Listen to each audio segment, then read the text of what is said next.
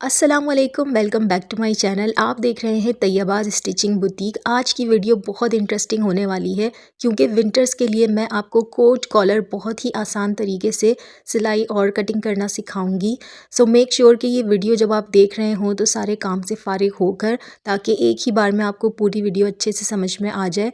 ये back side shirt का कपड़ा है, मैंने 1/2 इंच इसको बड़ा करके रखा है। और ये है शोल्डर्स, इनको आप देख लें, जितना आप रखते हैं उससे 1 इंच बड़ा रखना है आपने। यानी कि अगर आप 14 रखते हैं तो 15 रखना है, जितना भी रखते हैं उससे 1 इंच बड़ा रखना है शोल्डर्स को। अब गले की कटिंग कर रही हूँ, यहाँ पर मैंने 3 इंच का निशान लगाया है और मोस्टली ये गला सबको फिट आ जाता है 75% लोगों को।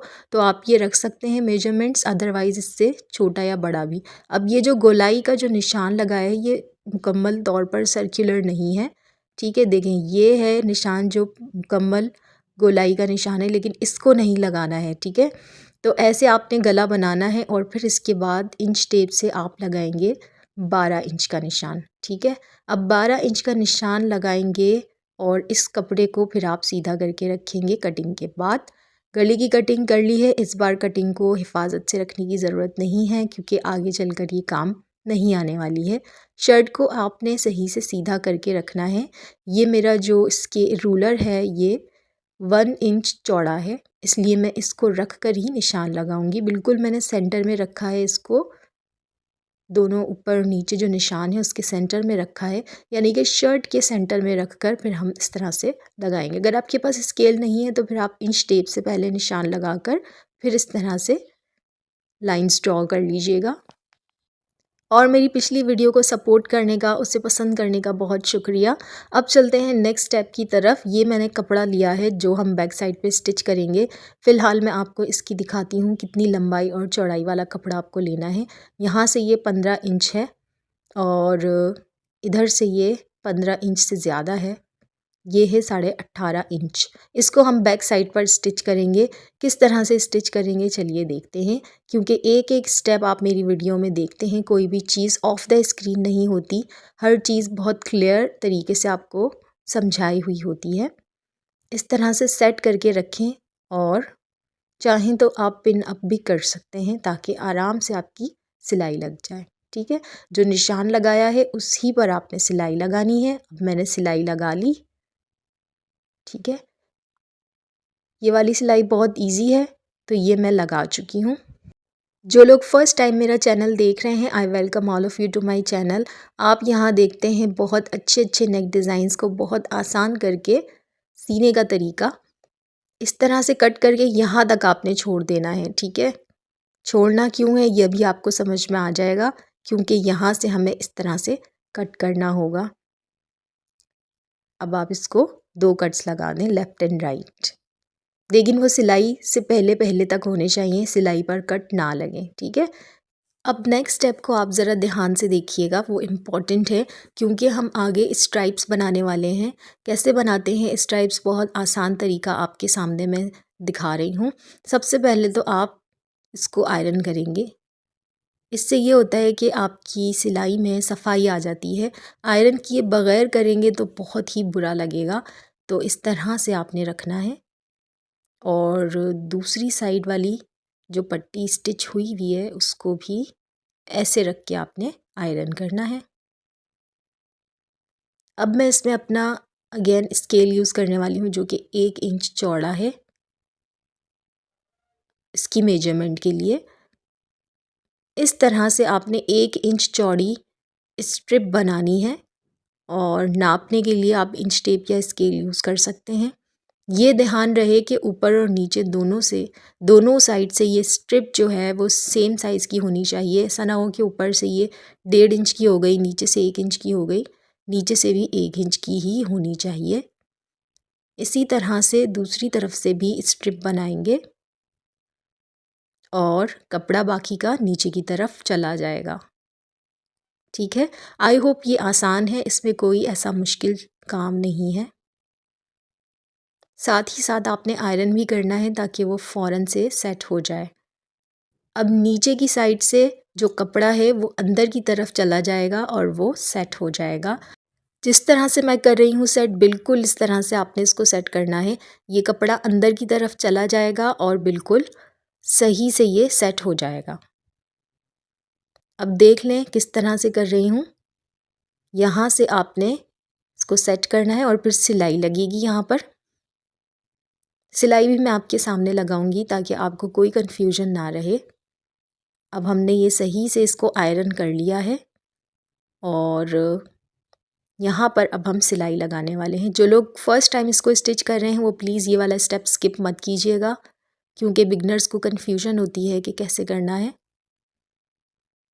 परेशानी वाली ऐसी कोई बात नहीं है, आपको बहुत ही सिंपल करके मैं सारे स्टेप्स दिखा रही हूँ। तो बस आपने इसी तरह से फ़ॉलो करना है, जैसे जैसे मैं कर रही हूँ बिल्कुल उसी तरह से आप फ़ॉलो करें। इंशाल्लाह आपका नेक डिज़ाइन बहुत अच्छा स्टिच हो जाएगा। ये देखिए मैंने सिलाई लगा दी है। ठीक है, ये सफाई से लगानी है आपने, कपड़े पर, ये शर्ट के कपड़े पर ना चढ़ जाए सिलाई, इसका ध्यान रखना है। अच्छा, अब अपने नेक्स्ट स्टेप की तरफ आते हैं। बहुत एहतियात से आपने इसको कट करना है, बिल्कुल इसके साथ साथ। ठीक है, इसकी कटिंग के बाद अब हम अपने रियल स्टेप्स की तरफ आएंगे। अभी तक हमने जो काम किए हैं वो काफ़ी आसानी से हो गए हैं। आगे के स्टेप्स भी इंशाल्लाह बहुत आसान होने वाले हैं आपके लिए। मीनवाइल वीडियो समझ में आ रही है तो मेरी वीडियो को लाइक कर दीजिएगा और चैनल को सब्सक्राइब कर दें। अच्छा, यहाँ 1 इंच और 1 पॉइंट का निशान लगा रही हूँ। ठीक है, और नीचे वाली जो पट्टी है वहाँ पर भी 1 इंच 1 पॉइंट का निशान लगा रही हूँ। इस निशान पर आपने कट लगाना है। ठीक है, तो मैंने दोनों स्ट्रिप्स पर 1 इंच 1 पॉइंट का निशान लगाया और ये छोटा सा कट लगाना है जो कि 2 पॉइंट्स के बराबर है। ठीक है, ऐसे आपने ये वाला स्टेप करना है। अब नीचे वाले कपड़े को ऐसे ऊपर की साइड लाना है। ठीक है, इसको हाथ से थोड़ा सा सेट कर लें और यहाँ पर सिलाई लगा रही हूँ। बिल्कुल जहाँ कट है समझ लें वहीं तक आपने सिलाई लगानी है। कट तक सिलाई लगाएं और अब इसी को हम रिवर्स कर लेंगे। ठीक है, आपको समझ में आया। अभी मैं दूसरी साइड का भी आपके सामने करती हूँ ताकि आपको बिल्कुल क्लियर हो जाए कि आपने करना क्या है। अब ये सिलाई लगाने के बाद यहाँ से कॉर्नर को ऐसे फॉर्म करना है। तो इस तरह से आपका ये जो कॉर्नर है ये अच्छे से फॉर्म हो जाएगा। मैंने कैंची की मदद से इसकी नोक अच्छे से निकाल ली है। आई होप आपको जो फर्स्ट टाइम स्टिच कर रहे हैं आपको थोड़ा बहुत तो आइडिया हो रहा होगा कि हम ये स्टेप क्यों कर रहे हैं। ठीक है, ऐसे आपने नीचे की तरफ से कपड़ा ऊपर की तरफ लाएंगे और इसी तरह से सिलाई लगेगी। सिलाई लगाने के बाद हम इसको सीधा करके इसके कॉर्नर को अच्छी तरह से बना देंगे। जब आप एक्चुअल में स्टिचिंग करते हैं तो आपको सारे स्टेप्स क्लियर हो जाते हैं। हर स्टेप के पीछे जो वाई का रीज़न है कि हम ऐसा क्यों कर रहे हैं वो आपको क्लियर हो जाता है। ये मैं बिगनर्स की बात कर रही हूँ, जो लोग स्टिचिंग करते रहते हैं उनको तो ऑब्वियसली वन टाइम वॉच में ही क्लियर हो जाता है कि ये स्टेप क्यों किया गया है और कैसे किया गया है। तो यहाँ से भी अपना कॉर्नर हमने बना दिया है। आप सुई की मदद से या कैंची की नोक से ये कर सकते हैं इसको सेट। अब नेक्स्ट स्टेप में हम कॉलर की तरफ आएंगे एंड वो वाले स्टेप भी आपके लिए बहुत ही इजीली, बहुत आसान तरीके से मैं आपको एक्सप्लेन कर दूंगी। अच्छा, अब यहाँ से शोल्डर्स की सिलाई लगेगी। तो हम बैक साइड का कपड़ा रखते हैं, ये है बैक साइड की शर्ट, और सिलाई लगाने से पहले यहाँ पर कटिंग करनी है थोड़ी सी। तो निशान लगाना है आपने 3 इंच का, क्योंकि रिमेंबर फर्स्ट फ्रंट पर भी हमने 3 का लगाया था। अब 1/2 इंच का निशान लगाएंगे और यहाँ से इसको थोड़ी सी गोलाई की शेप देंगे। बिल्कुल इसी तरह से आपने इसको कट करना है। बैक साइड की कटिंग इस तरह से करने के बाद अब इसको खोल कर रखें और फिर से अब आ जाते हैं अपने फ्रंट साइड वाले कपड़े की तरफ। अब ये जो अंदर की तरफ कपड़ा है इसको आपने कट करना है बहुत एहतियात से।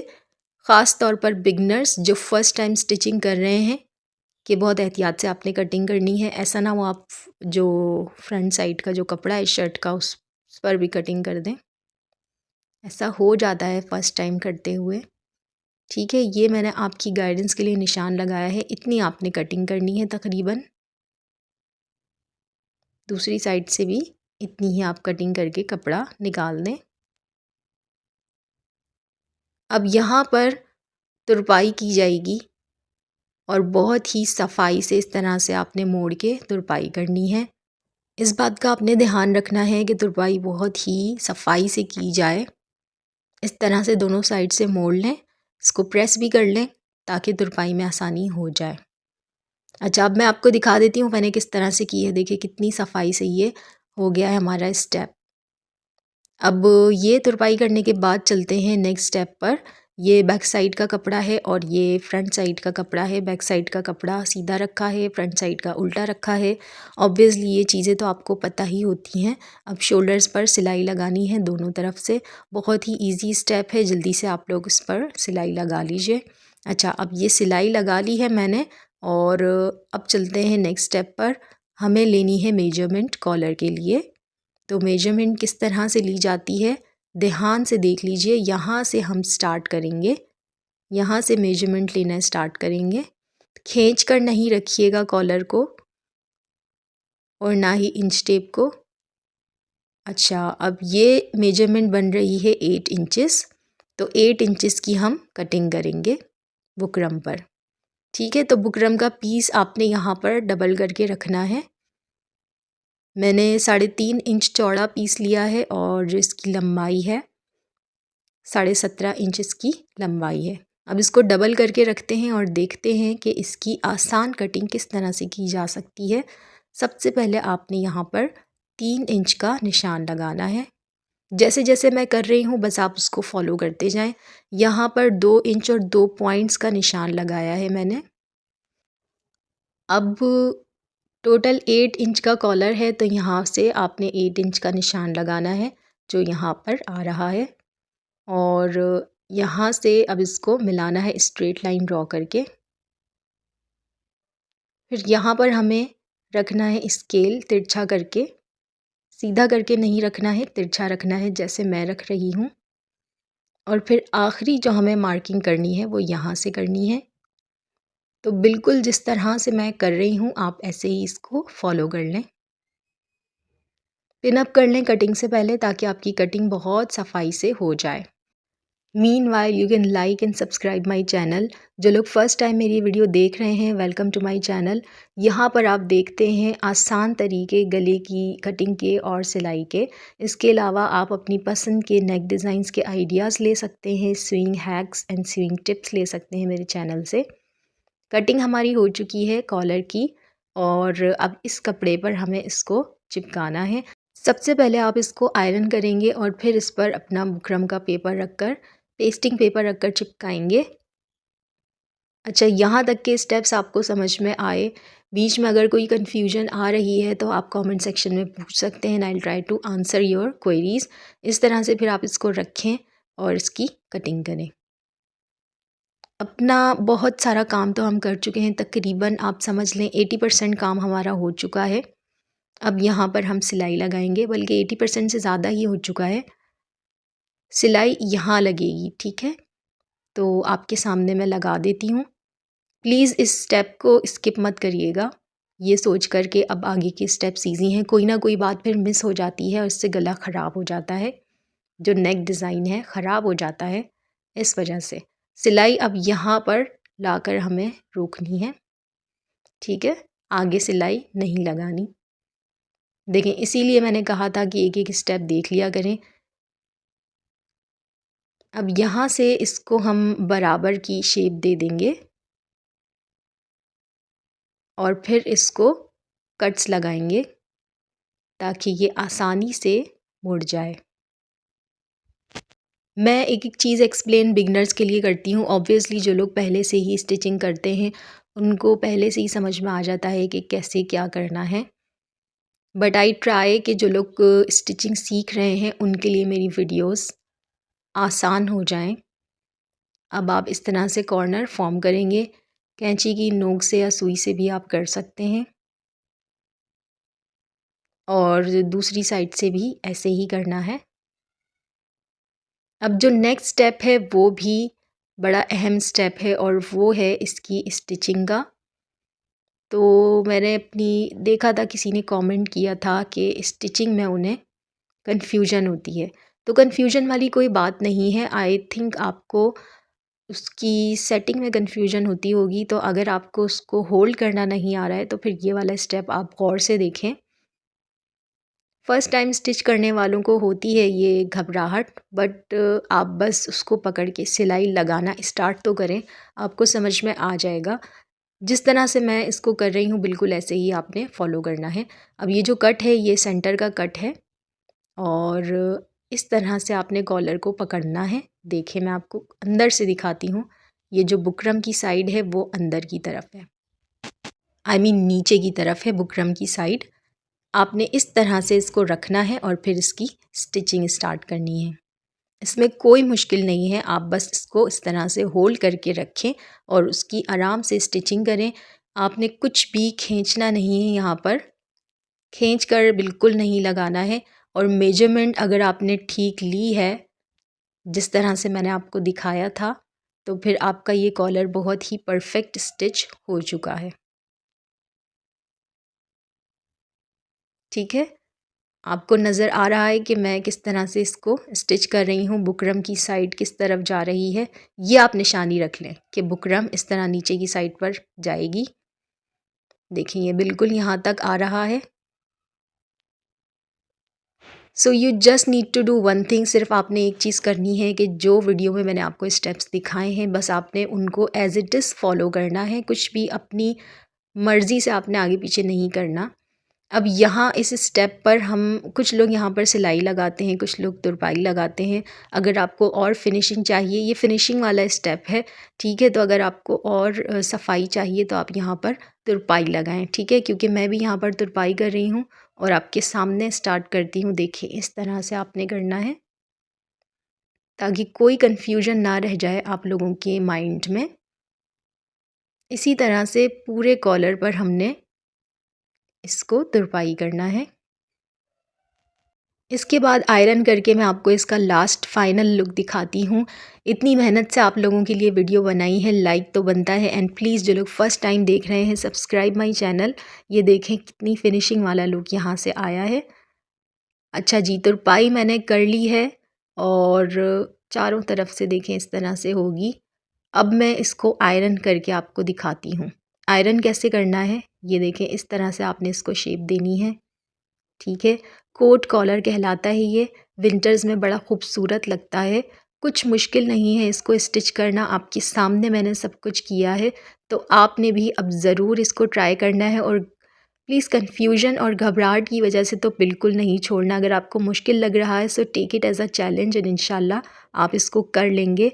कैसा लगा आपको ये नेक डिज़ाइन मुझे कमेंट सेक्शन में ज़रूर बताइएगा। पर्सनली मुझे बहुत पसंद आया और स्पेशली इस कलर पे और इस प्रिंट पे बड़ा अच्छा लग रहा है। कमेंट सेक्शन आपका है, अपनी राय का इज़हार ज़रूर कीजिएगा, मैं इंतज़ार करूँगी। और ये नेक डिज़ाइन आप ज़रूर स्टिच करें, विंटर्स में बड़ा ही खूबसूरत लगता है। मिलते हैं इंशाल्लाह नेक्स्ट वीडियो में, जब तक के लिए अपना ख़याल रखिएगा। अल्लाह हाफ़िज़।